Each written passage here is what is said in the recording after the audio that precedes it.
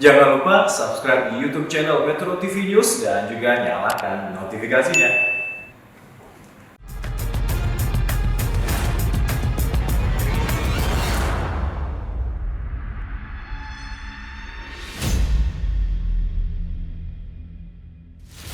Telah membuka dan memanfaatkan kawasan hutan dengan membuka perkebunan kelapa sawit dan memproduksi sawit yang menimbulkan kerugian keuangan negara sebesar 78 triliun. HGU kan sudah clear, ya toh? Kenapa dipermasalahkan? Nah, yang 3 lagi itu sedang proses.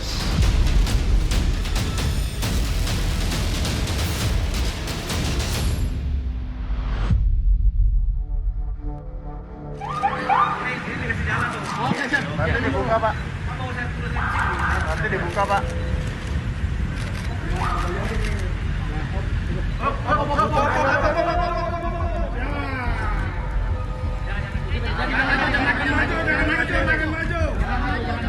Jangan maju.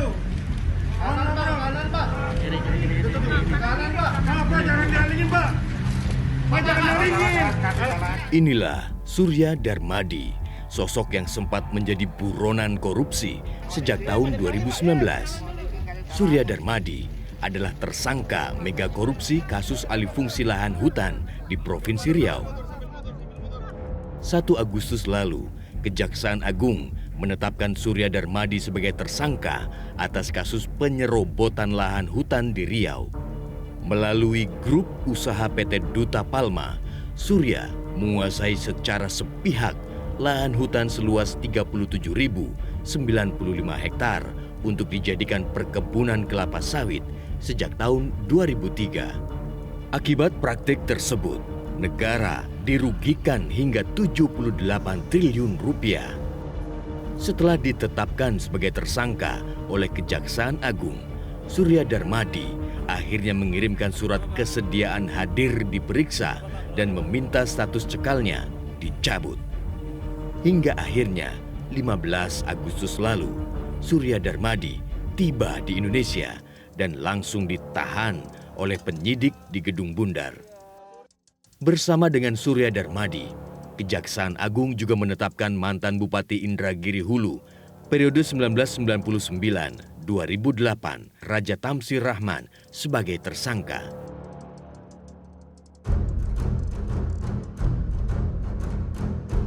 Kasus korupsi Surya Darmadi bermula dari penetapan atau penerbitan izin lokasi dan izin usaha perkebunan di Kabupaten Indragiri Hulu, Riau. Izin lokasi dan usaha perkebunan ini diteken oleh Raja Tamsir Rahman, Bupati Indragiri Hulu periode 1999-2008. Izin lokasi dan usaha perkebunan diberikan kepada 5 perusahaan milik grup Duta Palma yang dimiliki oleh Surya Darmadi. Raja Tamsir Rahman saat ini masih menjalani masa pidana penjara selama 8 tahun di Lapas Kelas 2B Pekanbaru Riau sejak 2016. Raja Tamsir dibui gara-gara terjerat kasus korupsi anggaran pendapatan dan belanja daerah APBD Kabupaten Indragiri Hulu senilai 116 miliar rupiah.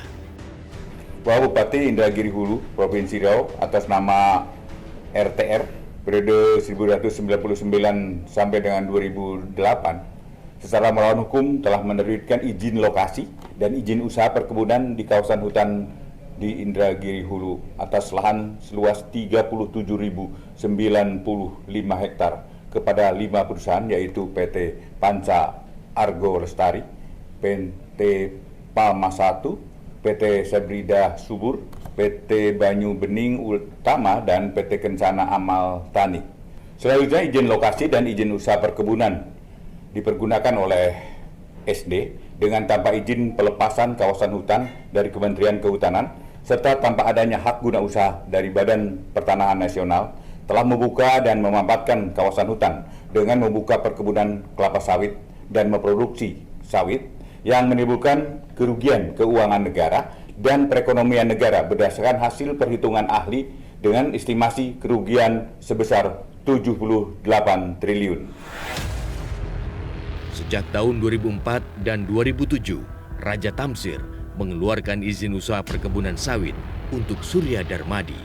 Padahal saat itu dan bahkan hingga kini tidak pernah ada izin perlepasan status kawasan hutan dari Kementerian Lingkungan Hidup dan Kehutanan.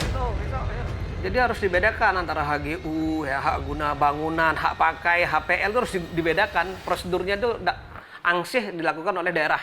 Tetapi karena ada duga terkait dengan hutan di sana, maka perizinan-perizinan itu harus melalui Kementerian Kehutanan. Jadi prosedurnya seperti itu. Nah, ini tidak dilakukan oleh mereka. Jadi saya bilang bahwa prosedur yang penguasaan lahan itu yang dilakukan secara ilegal seperti itu. Kejaksaan Agung menggandeng Badan Pengawas Keuangan dan Pembangunan untuk menghitung potensi kerugian negara dari kasus ini. Hitungan akhir dari BPKP bahkan menyentuh nilai 104 triliun rupiah. Ini penyimpangan yang dilakukan menimbulkan dampak tidak diperolehnya hak negara atas pemanfaatan hutan, antara lain dalam bentuk dana reboisasi, provisi sumber daya hutan, dan seterusnya sesuai ketentuan yang berlaku yang jika dijumlah semuanya berjumlah 4,9 triliun. Kemudian baik dari sisi keuangan negara maupun perekonomian negara terhitunglah sebesar 99,34 triliun kerugian perekonomian negara. Lantaran itulah penyitaan aset dilakukan. Penyidik telah menerapkan sangkaan Undang-Undang TPPU. Maka uang yang dicampur kembali ke dalam bisnis lain ini pun menjadi objek penelitian dari rekan-rekan penyidik. Sehingga ini masih dalam upaya, tentunya kita berharap dapat maksimal kita lakukan pengamanan sebagaimana garis perintah ya Jaksa Agung. Tentu ini juga ada arahan dari Presiden bahwa penegakan hukum harus ada manfaatnya. Aneh bin ajaib, meski tidak mengantongi perizinan yang sah, usaha grup sawit ini bisa terus aman-aman saja beroperasi selama 19 tahun terakhir. Menyerobot lahan hutan negara selama hampir 2 dekade dan terus berproduksi sawitnya, namun hampir tak terjamah hukum. Benar-benar sungguh di luar nalar.